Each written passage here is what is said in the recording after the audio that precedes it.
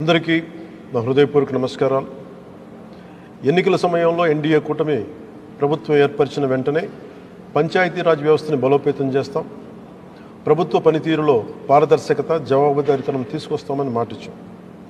ఇచ్చిన మాట ప్రకారం ఈ నెల 23వ తేదీన దేశంలో మునుపెన్నడీ జరగని విధంగా రాష్ట్రంలోనే 13,326 పంచాయతీల్లో 4,500 కోట్ల రూపాయల నిధులతో 87 రకాల పనులతో గ్రామాభివృద్ధి చెందేలా, 9 కోట్ల పని దినాలతో 50 లక్షల కుటుంబాలకు ఉపాధి కల్పించేలా, మహాత్మా గాంధీ జాతీయ గ్రామీణ ఉపాధి హామీ పథకం కోసం ఒకే రోజున గ్రామ సభలు నిర్వహించి తీర్మానాలు చేస్తున్నాం.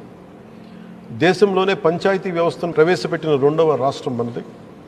73వ రాజ్యాంగ సవరణ ద్వారా పంచాయతీలకు రాజ్యాంగ ప్రతిపత్తి కల్పించి 3 దశాబ్దాలు దాటింది. ఇప్పుడు రెండవ తరం సంస్కరణలతో పంచాయతీ మలిదశ విప్లవం మన ఆంధ్రప్రదేశ్ రాష్ట్రం నుంచే మొదలు పెడుతున్నాం. గత 3 దశాబ్దాలుగా ప్రతి స్వాతంత్ర దినోత్సవానికి, గణతంత్ర దినోత్సవ వేడుకలకు మైనర్ మేజర్ పంచాయతీలకు నామమాత్రంగా 100 రూపాయలు, 250 రూపాయలు మాత్రమే ఇస్తూ వచ్చారు.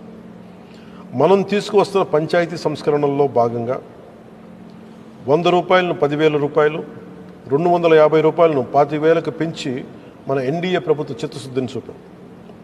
ఈ సంస్కరణలకు కొనసాగింపుగా గ్రామ సభలు నిర్వహిస్తున్నాం.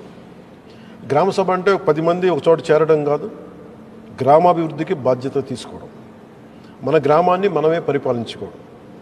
భారతదేశపు మూలాలు, జీవం, చైతన్యం మన పల్లెల్లోనే పదిలంగా ఉంటుందని మహాత్మా గాంధీ గారు చెప్పారు. అలాంటి పల్లెల బాగు కోసం ప్రధానమంత్రి శ్రీ నరేంద్ర మోదీ గారి సంకల్పంతో